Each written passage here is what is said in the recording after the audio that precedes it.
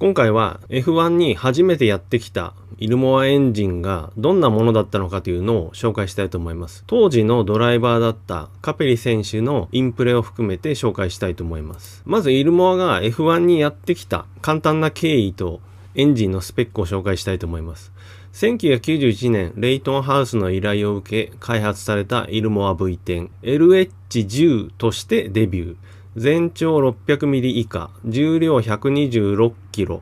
ジャット V8 より短く軽い、コンパクトの極限に近い設計により、前半戦はトラブルを多発したが、後半戦は安定。レイトンハウスの資金がストップし、イルモアが買い戻した。レイトンハウスとしては強力なエンジンが欲しいんだけど、ワークスエンジンがなかなか手に入らないので、イルモアにエンジンの製作を依頼したということらしいです。なので、資金もレイトンハウスから出ています。そういうこともあって、エンジンの名前がLH10 っていう名前。この LH っていうのはレイトンハウスっていうことです。エンジンはとてつもなく小さくて、それまでレイトンハウスが積んでいたジャット V8 よりも短くて、しかも軽い。それだけコンパクトにしちゃったので、91年の前半戦はトラブルが多かったんですけども、後半戦はトラブルもなくなって、ちゃんと完走するようになりました。なんですけど、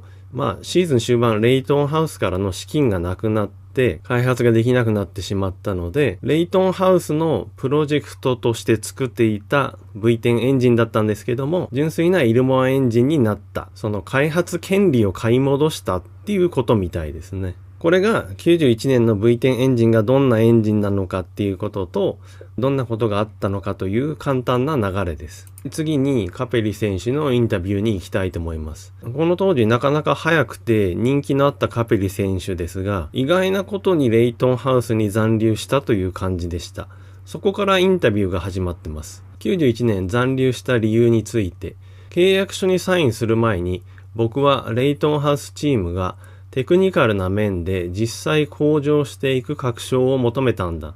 赤木社長はとても賢明な人だから、すぐに僕のテクニカルな面でのレベルアップのため、彼が立てている計画を教えてくれた。カペリとしてはチームに残るんであれば、マシンが速くなる確証が欲しかったっていうことでしょうね。で、この時のオーナーである赤木社長は、ちゃんとそのプランをカペリに見せてくれたと。そういうことのようです。まずはじめに彼はポルシェとコンタクトを取り、それからマリオ・イリエンに最新のエンジンの製作を依頼した。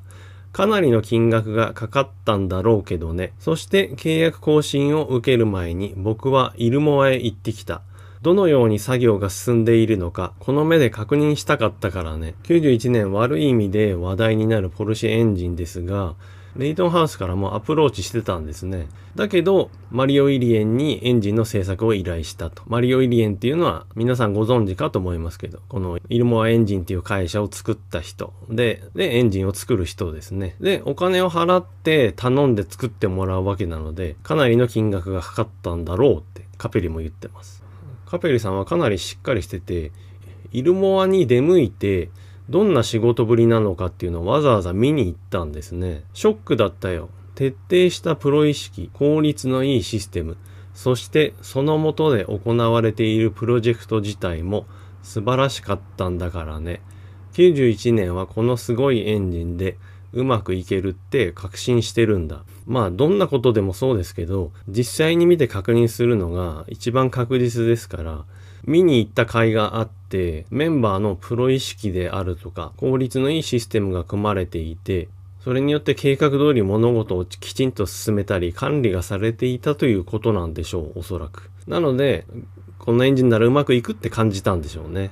で、実際にイルモア V10 を初めてレイトンハウスの車に積んだ時のインプレッションです。僕がコスワースからジャットエンジンに移ってきたのは知っているだろう。二つのエンジンを比べてみて一番初めに気がついたのは、特にスパートをかけた時のパワーの出方という点で、ジャットの方が優れていたということだった。ジャットエンジンを使う前はコスワースを使ってたわけだけど、同じ V8 とはいえ、やはり最新の設計のジャットエンジンに変わったら、やっぱりパワーの出方が違うと。ジェットエンジンの優れていたエンジンが切り替わった時にそういう風に強く感じたことをカペリは覚えていたわけですね。だからイルモアエンジンを乗せたマシンに初めて乗った時にまた同じような違いがあるのかなって期待していたんだ。でも僕が期待していたようなスパート時の変化はなかった。正直言って初めは失望したよ。エンジンがまた変わってイルモアエンジンにもこれまでとは違った新しい感触を当然期待していたわけで、前回と同じようないい意味でのショックを受けるのかなと思って乗ってみたんだけど感じなかったってことですね。で、初めは失望したと。ここまでの話だとわざわざ高いお金を払ってエンジンを作ってもらったのに大したことないんだなって感じてしまうんですが、実は違ったようです。それからタイムを比べてみたら、なんとジェットエンジンの時よりもずっといいんだ。結局このエンジンは出力にムラがなく、いつも十分満足のいくパワーを出してくれているし、出力曲線もだいたい一定しているんだ。ここでカペリが語っているコメントにイルモアエンジンの凄さが凝縮されていると思います。まず速さを感じないエンジンっていうことですよね。これ F1 に限らない話で、この動画見てくれているか、いろんなスポーツカーとか、もしくはレーシングカーとか、今まで乗った方いらっしゃると思うんですけど、本当に速いエンジンってあんまり速さを感じないですよね。パワー曲線がスムーズでトルクの出方も安定してると感覚的には速くないような気がしちゃう。エンジンがいかにも頑張ってて急激に加速するようなエンジンの方が感覚としては速く感じるっていうのがあるあるだと思うんですけども、この当時のワークスではないエンジンでそれを実現してるのがすごいなと思いました。しかもできたばかりのエンジンでそのパワー特性をちゃんと実現している。明らかにこれまでとは違う新しい時代のエンジンという感じがします。素晴らしいエンジンだよ。完全に開発が終わったら次のシーズン僕たちはサーキットのヒーローさ。カペリ選手もこれまでのエンジンとは違う何か新しいものを感じてるんでしょうね。なのでここまでのコメントをしてるんだと思います。残念ながらレイトンハウスからの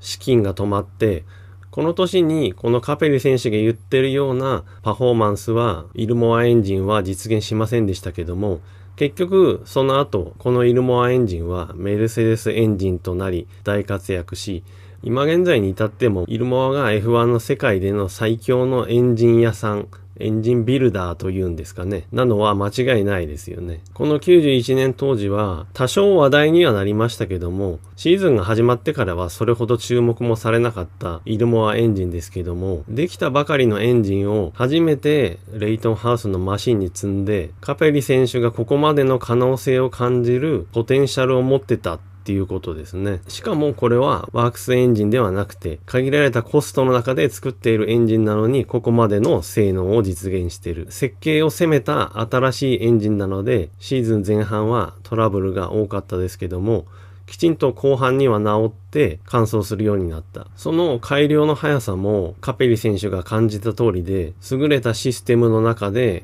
きちんとした計画を立てて物事を進めているので、エンジンの改良も早いんでしょうね。この翌年92年イルモアエンジンはレイトンハウスから名前が変わったマーチとティレルチームに積まれて、ティレルが意外なほど活躍しましたけども、ティレルの 020B という中古車であってもあれだけの速さを見せたのは、やはりこのイルモアエンジンのエンジン性能と軽さが大いに貢献してたんだなっていうのが私も改めてよくわかりました。今回この動画を見ていただいている皆さんもその後なんでイルモアエンジンがあんなに強いのか、この最初のエンジンでさえここまで出来がいいのであれば納得だなっていう風に感じてくれている方が多いと思います。はい、今回の動画はここまでです。いつも皆さんコメントたくさんありがとうございます。いいねもたくさん押してくれてありがとうございます。チャンネル登録、現在は1万人を目指して頑張ってます。チャンネル登録されてない方いらっしゃいましたら、ぜひ登録してください。よろしくお願いします。